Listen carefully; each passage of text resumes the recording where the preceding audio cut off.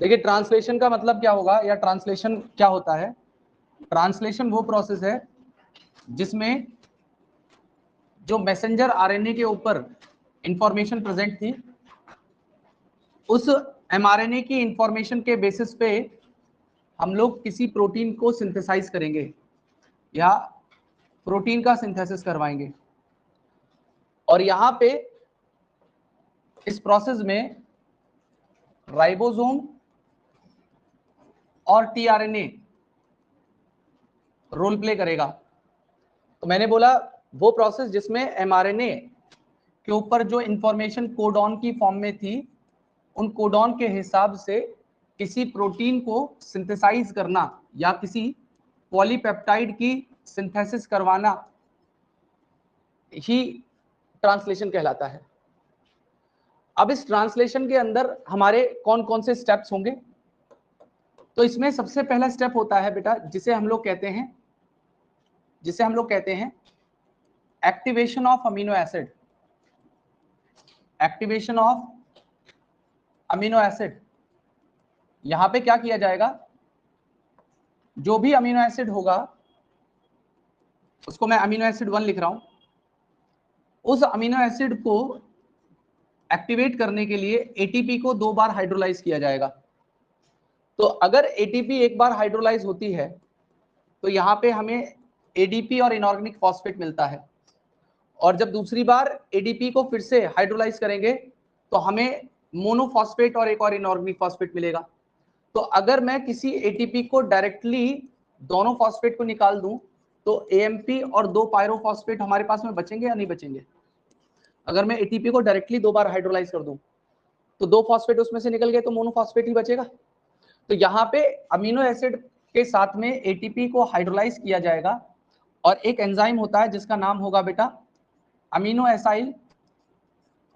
Acyl tRNA synthetase. और ये enzyme और ये अमीनो एसिड और एटीपी जो हाइड्रोलाइज हो चुकी है, ये मिलके एक कॉम्प्लेक्स बना लेंगी।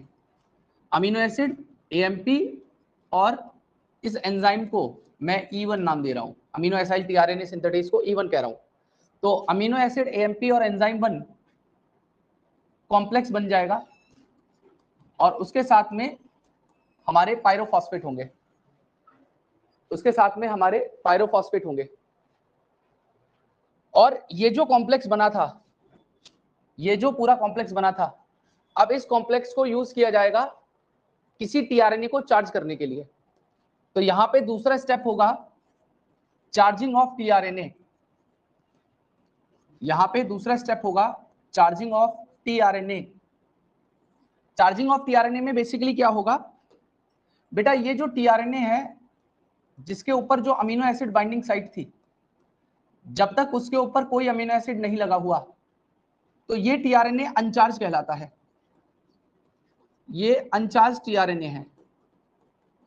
और अगर मैं ये जो अमीनो एसिड एएमपी और एंजाइम कॉम्प्लेक्स है इसे इसकी अमीनो एसिड एक्सेप्टर साइट पे ट्रांसफर कर दूं तो हमारा ये जो टीआरएनए है ये चार्ज हो जाएगा। तो यहाँ पे चार्जिंग में क्या किया जाएगा, इस अमीनो एसिड को बेटा बातें नहीं करो बिल्कुल भी, एक तो लेट घुस रहे हो। तो यहां पे इस अमीनो एसिड को और ये जो कॉम्प्लेक्स बना हुआ है, इस कॉम्प्लेक्स को जब इसके ऊपर ट्रांसफर कर दिया जाएगा तो ये टीआरएनए चार्ज कहलाएगा, इसे हम चार्ज टीआरएनए कहेंगे।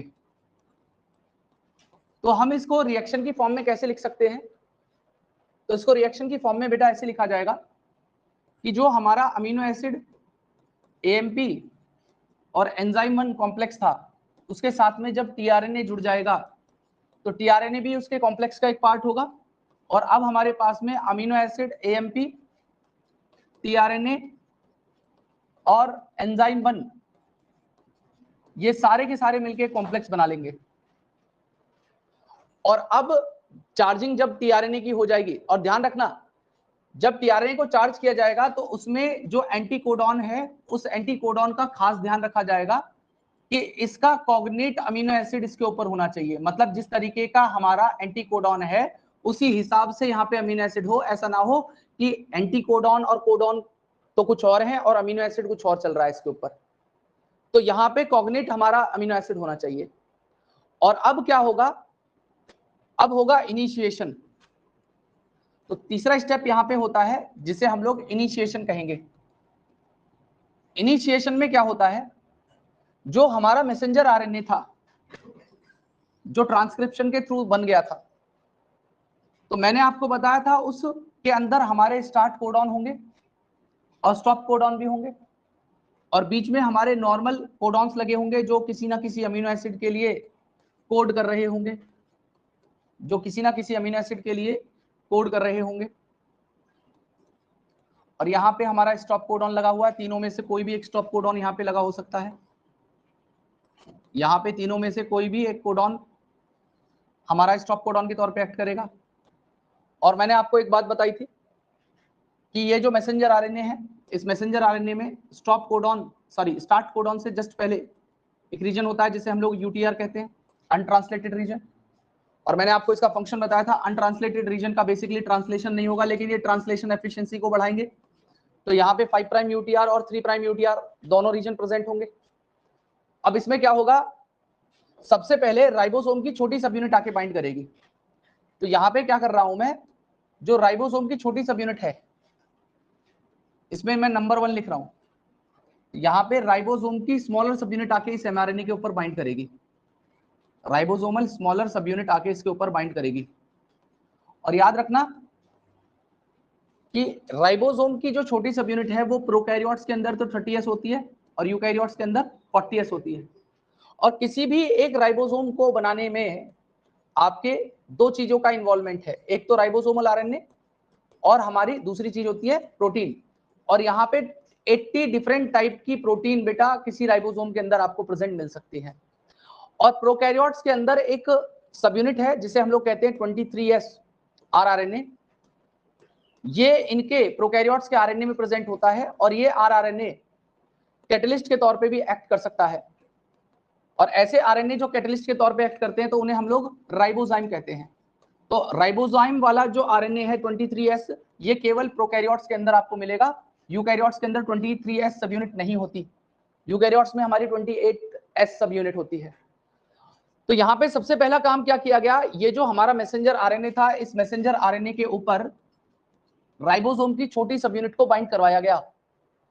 और बाइंड करवाने के बाद में दूसरे नंबर पे जो पहला टीआरएनए, याद रखना जो पहला टीआरएनए है वो राइबोसोम की बड़ी सब यूनिट आने से पहले लग जाएगा।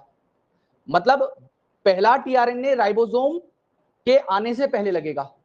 और इसके बाद से क्या होगा अभी प्रोसीजर पता चल जाएगा। तो यहाँ पे ये पहला टीआरएनए आ गया, यहाँ पे ये पहला टीआरएनए आ गया और इस टीआरएनए के पास में एयूजी के हिसाब से स्टॉप कोडॉन था यूएसी। और इसके ऊपर जो अमीनो एसिड था वो भी वेरी करेगा, अगर प्रोकैरियोट से तो फॉर्माइल मिथ्योनिन होगा और यूकैरियोट से तो मेथियोनिन होगा। मैं इस प्रोसेस को पैरेलली लेके चल रहा हूं प्रोकैरियोट और यूकैरियोट के लिए, इसीलिए दोनों सब यूनिट में मतलब अगर ये प्रोसेस प्रोकैरियोट में चल रहा होता तो 30S सब यूनिट होती, और अगर ये प्रोसेस यूकैरियोट्स में चलता तो आपका 40S सब यूनिट होती। ऐसा नहीं है कि दोनों सब यूनिट एक साथ आके लग रही है। अगर ये प्रोकैरियोट्स में हो रहा तो 30S होगी, 40S तो सब यूनिट का कोई रोल नहीं है। और अगर यूकैरियोट्स है तो 30S का कोई रोल नहीं है, 40S सब यूनिट यहाँ पे लगी होगी, याद रखना आपको।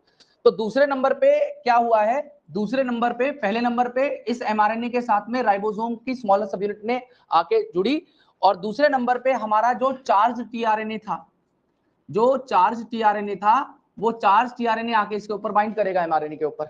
और इसी बात को हम लोग किस फॉर्म में रिएक्शन के अंदर लिख सकते हैं, हम इस बात को ऐसे लिख सकते हैं कि सबसे पहले जो एमआरएनए था ये एमआरएनए राइबोसोम की छोटी सब यूनिट के साथ में, स्मॉल सब यूनिट के साथ में जुड़ेगा और स्मॉलर सब यूनिट के साथ में जुड़ के कॉम्प्लेक्स बनाएगा। तो इसे हम लोग कह देंगे एमआरएनए और 30S 40S सब यूनिट कॉम्प्लेक्स।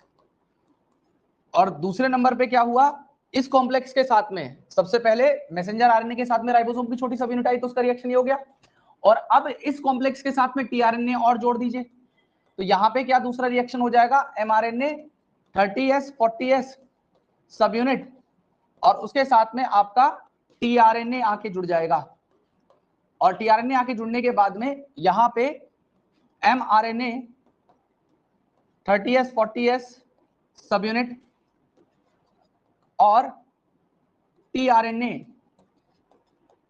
एक कॉम्प्लेक्स बना लेगा। दूसरे नंबर पे टीआरएनए आके जुड़ गया, और अब फाइनली राइबोसोम की सबसे लार्जेस्ट सब यूनिट होगी वो यहां पे आके बाइंड करती है, तो थर्ड नंबर पे राइबोसोम की लार्जेस्ट सब यूनिट आके यहां पे बाइंड करेगी। तो मैं इसको 3 करके लिख दे रहा हूं, मतलब ये तीसरे नंबर पे आके जुड़ी है, ठीक है।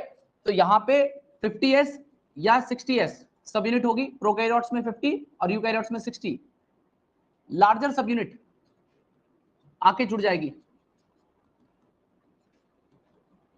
आके यहाँ पे जुड़ जाएगी, एंड फाइनली ये ट्रांसलेशन की जो मशीनरी है या ऑपरेटस है ये तैयार होगा। अब आके इनिशिएशन अभी हुआ है, तो अब तीसरे नंबर पे जो हमारे पास में ऑलरेडी बना बनाया कॉम्प्लेक्स है, एमआरएनए स्मॉल सब यूनिट और टीआरएनए जो कॉम्प्लेक्स पहले से बना हुआ था, उसके साथ में अब लार्ज सब यूनिट भी जुड़ेगी, उसके साथ में अब लार्ज सब यूनिट भी जुड़ जाएगी, जो 50s प्रोकैरियोट के लिए और यूकैरियोट के लिए 60s होगी, एंड फाइनली ये सब चीजें एक साथ मिलके एक बड़ा सा कॉम्प्लेक्स बना लेंगे, एक बड़ा सा कॉम्प्लेक्स बना लेंगे।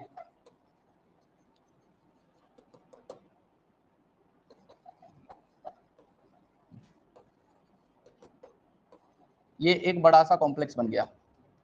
अब ये इनिशिएशन अब हुआ है, अब यहां पे क्या होगा, ध्यान से सुनिएगा, यहां पे जो कोडॉन और एंटी कोडॉन है, जो यहाँ पे एमआरएनए के ऊपर कोडॉन है और टीआरएनए के ऊपर जो एंटी कोडॉन है, इन कोडॉन एंटी कोडॉन को मैच कराया जाएगा। अगर कोडॉन और एंटी कोडॉन मैच कर जाएंगे, तो मैंने कल की क्लास में आपको बताया था कि इस लार्जर सब यूनिट के अंदर भी 3 साइट होती हैं। इसमें एक साइट को हम लोग ए साइट कहते हैं, एक जो पीछे की तरफ यहाँ पे प्रेजेंट होगी उसे मैं पी साइट नाम दूंगा या पेप्टाइडिल साइट कहूंगा, और एक साइट यहाँ पे होगी जिसे मैं ई साइट या एग्जिट साइट नाम दूंगा। तो यहाँ पे जो ए है, ए का मतलब है अमीनो एसाइल, जो पी है इसे कहेंगे पेप्टाइडिल, और जो ई है इसका मतलब होगा एग्जिट, ठीक है। ये 3 साइट हैं। अब इसमें क्या होगा, जो पहला टीआरएनए था वो तो राइबोसोम की बड़ी सब यूनिट से पहले ही आके लग चुका है यहाँ पे, तो ये तो ए साइट से एंटर करेगा नहीं, ये तो ऑलरेडी यहाँ पे लगाया। बस यहाँ पे तो क्या होना है, ये जो कोडॉन और एंटी कोडॉन है इससे मैच किया जाना है, और अगर ये मैच हो जाता है, अगर कोडॉन और एंटी कोडॉन की मैचिंग हो जाती है, तो ये जो अमीनो एसिड लेके आया था, ये अमीनो एसिड को ट्रांसफर कर दिया जाएगा इस पी साइट के ऊपर। मैं क्या कह रहा हूं, अगर कोडॉन एंटी कोडॉन मैच हो जाते हैं तो इस अमीनो एसिड को यहां पे इसके ऊपर पी साइट के ऊपर ट्रांसफर कर दिया जाएगा, और इसे ट्रांसफर कराता है एक एंजाइम जिसका नाम होगा पेप्टाइडिल ट्रांसफरेज। जो एंजाइम इसे यहां पे ट्रांसफर कराएगा उसे नाम दे रहा हूं मैं पेप्टाइडिल ट्रांसफरेज, और ये पेप्टाइडिल ट्रांसफरेज पेप्टाइड बॉन्ड बनवा देगा। तो ये अमीनो एसिड प्रोकैरियोट के लिए फॉर्माइल मिथ्योनिन और यूकैरियोट के लिए मेथियोनिन, इसको यहां पे ट्रांसफर कर दिया गया है, और जब ये इसके ऊपर ट्रांसफर हो गया तो बेटा ये यहां से हट चुका होगा, ये यहां से हट जाएगा, और ये जो टीआरएनए था ये अब अनचार्ज हो जाएगा। देखो ये अनचार्ज स्टेट है, जब इसके ऊपर अमीनो एसिड है तो ये चार्ज है, और अनचार्ज होने के बाद में ये एग्जिट साइट से बाहर चला जाएगा, ये एग्जिट साइट से बाहर चला जाएगा, और अब ये जो राइबोसोम की दोनों सब यूनिट्स हैं, बड़ी और छोटी, ये आगे ट्रांसलोकेट करेंगी और ये पहुंच जाएंगी दूसरे वाले कोडॉन के ऊपर। तो अब मैं क्या कर रहा हूं, दूसरा स्टेप बता रहा हूं जिसे हम लोग बेटा एलोंगेशन कहते हैं, तो यहां पे मैं एलोंगेशन की बात करने जा रहा हूं कि एलोंगेशन में क्या होगा। मैं फिर से इसी एमआरएनए के सीक्वेंस को रिपीट कर दे रहा हूं, पहला कोडॉन एयूजी था, फिर आपका ट्रिपल यू था, यूसीयू था, सीयूसी था, यूसीए था, यूजीसी था, और आपका स्टॉप कोडॉन यहाँ पे लगा हुआ है। ठीक है, आपका ये स्टॉप कोडॉन लगा हुआ है, और यहाँ पे ये 5 प्राइम और ये 3 सब प्राइम सब यूनिट हो गई। यूटीआर में लिख नहीं रहा हूं, एक बार बता दिया है। अब क्या होगा, अब यहाँ पे क्या होगा, जो राइबोसोम की लार्जर और स्मॉलर सब यूनिट है, अब देखिए इधर, अब यहां पे क्या होगा, ये हमारी तीनों साइट है। अब चार्ज होके फिर से टीआरएनए आएगा,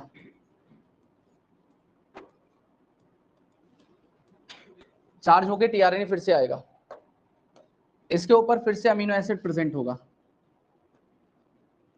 इसके ऊपर फिर से अमीनो एसिड प्रेजेंट होगा, और इसके पास में फिर से एंटी कोडॉन यहां पे लगा होगा। अब ये एंटर करेगा फिर से ए साइट के थ्रू, और इसके ऊपर ऑलरेडी यहां पे मेथियोनिन या फॉर्माइल मेथियोनिन प्रेजेंट होगा। अब जब आके ये टीआरएनए इस साइट पे आएगा, तो फिर से इसके कोडॉन और एंटी कोडॉन्स को मैच कराया जाएगा, कोडॉन और एंटी कोडॉन को मैच कराया जाएगा, और जो इसके ऊपर अमीनो एसिड था, अगर कोडॉन एंटी कोडॉन मैच कर गए तो उसको फिर पेप्टाइडिल ट्रांसफरेज इसके पीछे ट्रांसफर कर देगा। पेप्टाइडिल ट्रांसफरेज ने फिर से इसे ट्रांसफर कर दिया, पेप्टाइडिल ट्रांसफरेज ने फिर से इसे ट्रांसफर कर दिया, और ये फिनाइल एलिनिन इसके पीछे आके लग गया, इनके बीच में पेप्टाइड बॉन्ड को बना दिया गया, और ये टीआरएनए फिर से अनचार्ज हो गया है, और फिर से अनचार्ज होने के बाद में ये एग्जिट साइड से बाहर चला जाएगा, और ये प्रोसेस कंटिन्यू होता रहेगा। ये राइबोसोमल सब यूनिट फिर इसके ऊपर जाएगा, इसके ऊपर जाएगा, इसके ऊपर जाएगा, इसके ऊपर जाएगा, और जाते जाते यहाँ पे इस तरीके से अमीनो एसिड का सीक्वेंस हमारा तैयार होता चला जाएगा। जिस तरीके का कोडॉन है उस तरीके का अमीनो एसिड इस प्रोटीन की चेन में इंट्रोड्यूस होता चला जाएगा, और उसके बाद में यहाँ पे ये आपका स्टॉप कोडॉन है। अब ये चलते चलते स्टॉप कोडॉन के पास पहुंच जाएगा, और जब स्टॉप कोडॉन के पास ये पहुंचेगा तो हमारा टर्मिनेशन होगा। तो टर्मिनेशन किस तरीके से होगा, इस बात को यहां पे समझेंगे आप। देखिए, स्टॉप कोडॉन के लिए कोई भी टीआरएनए नहीं होता, स्टॉप कोडॉन के लिए कोई भी टीआरएनए नहीं होता। और जैसे यहां पे जब इनिशिएशन हुआ था ना बेटा, तो इनिशिएशन को करवाने में कुछ इनिशिएशन फैक्टर्स इन्वॉल्व होते हैं, इनिशिएशन को करवाने में कुछ इनिशिएशन फैक्टर्स होते हैं, वो रोल प्ले करते हैं। इन्हें शॉर्ट में हम लोग आईएफ कहते हैं। 3 इनिशिएशन फैक्टर प्रोकैरियोट्स में होते हैं और 9 इनिशिएशन फैक्टर यूकैरियोट्स में होते हैं, लेकिन आपको याद नहीं करने। और दूसरा, जब टर्मिनेशन होगा तो टर्मिनेशन में क्या होने वाला है, ये फिर से मैं मैसेंजर आरएनए बना दे रहा हूं। मैं फिर से इनके ऊपर जो लिखे हुए कोडॉन्स हैं उन्हें मैं रिपीट कर दे रहा हूं, और ये मैंने आपके स्टॉप कोडॉन लगा दिया,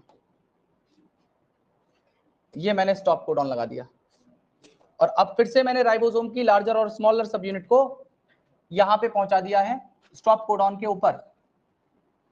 और अब आपका यहां पे ऑलरेडी एक पॉलीपेप्टाइड की सिंथेसिस हो चुकी है, ये ट्रांसलोकेट करते करते करते करते मूव करते हुए और अमीनो एसिड की चेन को इंट्रोड्यूस करते हुए ये आपका स्टॉप कोडॉन के पास पहुंच चुका है, ये स्टॉप कोडॉन के पास पहुंच चुका है। तो अब ये इंतजार करेगा टीआरएनए के लिए, लेकिन स्टॉप कोडॉन के लिए कोई टीआरएनए नहीं होता, स्टॉप कोडॉन के लिए कोई भी टीआरएनए नहीं है।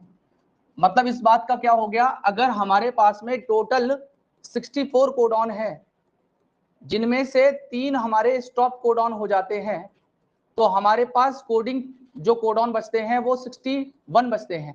तो 61 कोडॉन है जो बेसिकली कोडिंग नेचर के हैं, तो हमारे पास में 61 टाइप के ही टीआरएनए होते हैं, हमारे अंदर 61 टाइप के ही टीआरएनए हैं।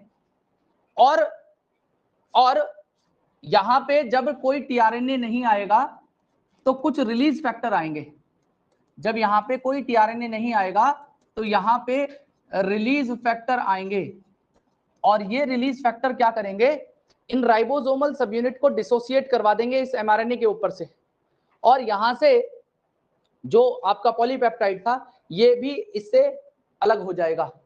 तो यहाँ पे टर्मिनेशन में रिलीज फैक्टर क्या करेगा, आके यहाँ पे डिसोसिएशन करवा देगा या डिसोसिएट करवा देगा इसको, smaller and larger subunit को, smaller and larger subunit को राइबोसोम की, और यहां पे आपको अब ये मैसेंजर आरएनए अलग मिलेगा। और याद रखना एक बात, मैसेंजर आरएनए के ऊपर जो इंफॉर्मेशन थी एक बार उसे यूज कर लिया गया, उसके बाद में वो मैसेंजर आरएनए डिग्रेड कर दिया जाता है, उसको दोबारा यूज नहीं किया जाता, और इसकी लाइफ स्पेन भी इतनी ज्यादा बड़ी नहीं होती है। एक बार एमआरएनए को ट्रांसलेट कर दिया, इसकी लाइफ खत्म, अब नया एमआरएनए फिर से बनेगा, फिर से ट्रांसक्रिप्शन होगा, फिर से हमारा सब कुछ शुरू से बिल्कुल सारा काम होना है। ठीक है, बस डीएनए डिग्रेड नहीं होगा, बाकी सारी चीजें हैं जो शॉर्ट टर्म के लिए बनती हैं और खत्म हो जाएंगी। ये प्रोटीन भी है, इन प्रोटीन को बनाया जाएगा, जहां इनका यूज होगा उस हिसाब से इन्हें भेज दिया जाता है। तो यहाँ पे अब आपको ये एमआरएनए अलग हो जाएगा डिसोसिएट होने के बाद में, लार्जर सब यूनिट अलग हो जाएगी, स्मॉलर सब यूनिट अलग हो जाएगी, लार्जर सब यूनिट अलग हो जाएगी, स्मॉलर सब यूनिट अलग हो जाएगी, और यहाँ पे जो नया आपका एक पॉलीपेप्टाइड या प्रोटीन की चेन आई है, इस पॉलीपेप्टाइड चेन को आगे भेज दिया जाता है पोस्ट ट्रांसलेशनल मॉडिफिकेशन के लिए या मॉडिफिकेशन के लिए, क्योंकि ट्रांसलेशन के बाद इन्हें मॉडिफाई करना जरूरी है, और वो सारी की सारी मॉडिफिकेशन आपकी गोल्जाई अपरेटस में होती है। और गोल्जाई अपरेटस में इन्हें मॉडिफाई करने के बाद में, गोल्जाई अपरेटस में इन्हें मॉडिफाई करने के बाद में इन्हें पैक कर दिया जाएगा, और उसके बाद में इन्हें जहां पे भी इनकी डेस्टिनेशन है वहां पे उन्हें ट्रांसपोर्ट कर दिया जाएगा।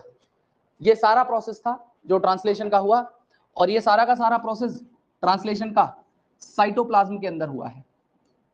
अगर ट्रांसलेशन की कोई साइट पूछे तो आपको बताना होगा कि cytoplasm is the site where translation take place, और ट्रांसक्रिप्शन और रेप्लिकेशन दोनों की साइट न्यूक्लियस होती है यूकैरियोटिक सेल में, याद रखिएगा। अब इसी बात को आप इधर देखेंगे और समझेंगे।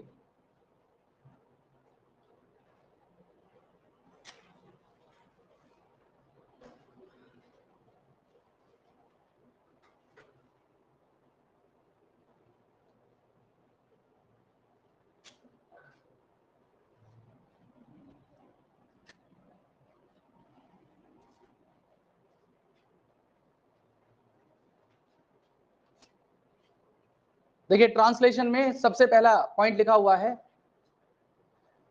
वो प्रोसेस जिससे पॉलीमराइजेशन किया जाएगा अमीनो एसिड का, ताकि फॉर्म किया जा सके एक पॉलीपेप्टाइड, और वो पॉलीपेप्टाइड का जो सीक्वेंस है वो बेस्ड होगा कोडॉन के सीक्वेंस के बेसिस पे, और वो कोडॉन प्रेजेंट होंगे मैसेंजर आरएनए के ऊपर। दूसरा, ये सारा प्रोसेस राइबोसोम में होगा। राइबोसोम में स्ट्रक्चरल आरएनए मतलब आरआरएनए और 80 टाइप की प्रोटीन होती है, और राइबोसोम एक्ट कर सकता है कैटलिस्ट के तौर पे, जैसे 23S आरआरएनए जो बैक्टीरिया के अंदर होता है, और ये एक एंजाइम के तौर पे भी एक्ट करता है जिसे हम लोग राइबोजाइम कह सकते हैं। और बेटा यहाँ पे पेप्टाइड बॉन्ड फॉर्मेशन के लिए एक एंजाइम होता है जिसे पेप्टाइडिल ट्रांसफरेज कहते हैं, और ये पेप्टाइडिल ट्रांसफरेज किसके अंदर प्रेजेंट होगा, राइबोसोम की बड़ी वाली सब यूनिट के अंदर, लार्जर सब यूनिट के अंदर, जहां पे पी साइट थी। अब इसके अंदर step charging of tRNA, initiation, elongation, termination दे रखा है। मैंने एक स्टेप और बढ़ाया था इसमें, वो कौन सा था, that is activation of amino acid. बस अब यहाँ पे क्या बताया हुआ है कि किसी भी पेप्टाइड बॉन्ड को बनाने के लिए एनर्जी चाहिए, वो और एनर्जी हमें कहां से मिलती है, एटीपी से मिलती है। और बेटा अमीनो एसिड को एक्टिवेट करने के लिए हमारे अमीनो एसिड और एटीपी शुरुआत में जुड़े थे, और एक दूसरे, और जब एक बार अमीनो एसिड एक्टिवेट हो गया तो उसको उसके कॉग्नेट टीआरएनए के साथ में उसको ट्रांसफर कर दिया था, मतलब दूसरा स्टेप हुआ था चार्जिंग ऑफ टीआरएनए। और इसको एंजाइम कौन सा लिखा था मैंने शुरुआत में, अमीनो एसाइल टीआरएनए सिंथेटेज, और उसके बाद में टीआरएनए क्या हो गया था, चार्ज हो गया था। तो ये देखिए अमीनो एसिड है, ये एक टीआरएनए है, और इस टीआरएनए के ऊपर अभी तक कोई भी अमीनो एसिड नहीं है। अमीनो एसाइल टीआरएनए सिंथेटेज ने उसके साथ में अमीनो एसिड के साथ में कॉम्प्लेक्स बना के इसके ऊपर ट्रांसफर हुआ और ये अब चार्ज टीआरएनए है, या चार्ज टीआरएनए को अमीनो एसाइल टीआरएनए भी कह देते हैं, और इसीलिए ए साइट नाम दिया गया। ए साइट का मतलब अमीनो एसाइल साइट, मतलब अमीनो एसाइल साइट वो जहां से अमीनो एसाइड टीआरएनए एंटर करता हो, इसीलिए उसको नाम मिला है ए साइट। अब इसमें क्या किया गया है, सबसे पहले इस मैसेंजर आरएनए के ऊपर कौन आके जुड़ा, छोटी सब यूनिट, स्मॉल सब यूनिट ऑफ राइबोसोम, किस जगह पे, जहां पे स्टार्ट कोडोन था। उसके बाद में इन्होंने सीधा लार्ज सब यूनिट को जोड़ दिया है, लेकिन उससे पहले सबसे पहला टीआरएनए आके जुड़ेगा। दूसरे से आप कह सकते हो कि टीआरएनए एंटर करता है राइबोसोम में, और या लार्जर सब यूनिट के अंदर आके, पहले स्मॉलर सब यूनिट, फिर टीआरएनए, फिर लार्जर सब यूनिट। यहाँ पे लार्जर सब यूनिट को बाइंड करवा दिया स्मॉलर सब यूनिट के ऊपर और इनिशिएशन कॉम्प्लेक्स बनवा दिया है। और लार्जर सब यूनिट के अंदर amino aside tRNA binding site या ए साइट होगी और पेप्टाइडिल साइट या पी साइट भी होती है। और इन्होंने बोला कि जो इनिशिएटर टीआरएनए, मतलब जो सबसे पहले आएगा, वो हमेशा क्या कैरी करेगा, मेथियोनिन या formyl methionine based on P site, और उसका एंटीकोडॉन क्या होगा, यूएसी, क्योंकि एयूजी था। और ये रिकॉग्नाइज करेगा किस कोडॉन को, स्टार्ट कोडॉन को, जिसे हम लोग एयूजी कहेंगे। अब क्या होता है, जब second amino aside tRNA enter करेगा, देखो यहाँ पे इन्होंने दिखाने की भी कोशिश की है, ये छोटी सब यूनिट है, ये बड़ी सब यूनिट है, इस लार्ज सब यूनिट के अंदर ए, पी और ई तीनों साइड दी हुई है। और जब ये टीआरएनए, ये जो आया है ना, ये दिखाया हुआ है एल शेप का, ये टीआरएनए है, उसके ऊपर मैथियोनिन को लगाया हुआ है, उसके नीचे स्टॉप एंटीकोडॉन लगाया हुआ है, और ये स्टार्ट कोडॉन है इसके ऊपर एमआरएनए के ऊपर। तो ये जो कोडॉन और एंटीकोडॉन को मैच किया जा रहा है, ये मैथियोनिन को रिलीज कराया जाएगा। तो यहाँ पे आगे चल के क्या होगा, ये देखिए आप, एयूजी के हिसाब से मैथियोनिन लग चुका है। अब ये दोनों सब यूनिट आगे बढ़ेंगी, फिर देखो दूसरा टीआरएनए आ गया, इसके पास में ये कोडॉन था, उसके पास में ये दूसरा एंटीकोडॉन था, इसके ऊपर थ्रेओनिन था, थ्रेओनिन और मेथियोनिन जो पहला आया था उनके बीच में पेप्टाइड बॉन्ड बना दिया गया। तो ऐसे ही ये प्रोसेस लगातार चलता रहेगा, ऐसे ही ये प्रोसेस देखिए आप लगातार चलता चला जाएगा, आता चला जाएगा, और इनके बीच में देखिए पूरी एक पॉलीपेप्टाइड की चेन तैयार होती चली जाएगी। और यहाँ पे क्या बताया हुआ है कि एंटीकोडॉन सेकंड कोडॉन का बाइंड करता है, और पेप्टाइड बॉन्ड को बनाने के लिए पहले और दूसरे अमीनो एसिड के बीच में कौन सा एंजाइम यहाँ पे यूज होगा, पेप्टाइडिल ट्रांसफरेज, ठीक है। और ट्रांसलेशन के दौरान ribosome codon to codon move करते चले जाएंगे, ठीक है। और फाइनली जब आपका ये स्टॉप कोडॉन के पास पहुंच जाएगा, तो रिलीज फैक्टर आएगा जो स्टॉप कोडॉन के ऊपर बाइंड करेगा, और ट्रांसलेशन टर्मिनेट हो जाएगा, और यहां से पॉलीपेप्टाइड और जो टीआरएनए थे उनको रिलीज कर दिया जाएगा राइबोसोम से, और राइबोसोम डिसोसिएट हो जाएंगे अपनी लार्जर और स्मॉलर सब यूनिट में फिर से, ठीक है। और यहाँ पे एक छोटी सी बात बताई गई है, वो बात ये है कि हालांकि ये 11th में पढ़ाई जाती है कि प्रोकैरियोट्स में एक ही एमआरएनए के ऊपर बहुत सारे जब राइबोसोम की सब यूनिट जुड़ जाती हैं तो उसे पॉलीसोम या पॉलीराइबोसोम कहा जाता है। एक सिंगल एमआरएनए के ऊपर जब बहुत सारे राइबोसोम जुड़ जाएं तो उसे पॉलीसोम या पॉलीराइबोसोम नाम दे देते हैं। तो यहाँ पे यही बात की गई है कि group of ribosome associated with a single mRNA for translation is called polyribosome और पॉलीसोम। और दूसरा बता रखा है कि एमआरएनए के पास में एडिशनल सीक्वेंस होते हैं जो ट्रांसलेट नहीं होते, जिन्हें हम लोग अनट्रांसलेटेड रीजन या यूटीआर कहते हैं। और यूटीआर दोनों 5 प्राइम एंड मतलब before stop codon, 3 prime and after stop codon present होते हैं, और ये एफिशिएंट ट्रांसलेशन प्रोसेस के लिए रिक्वायर्ड होते हैं, ठीक है। तो this is all about translation बेटा, ये पूरा का पूरा प्रोसेस ट्रांसलेशन का था। और आप लोग अब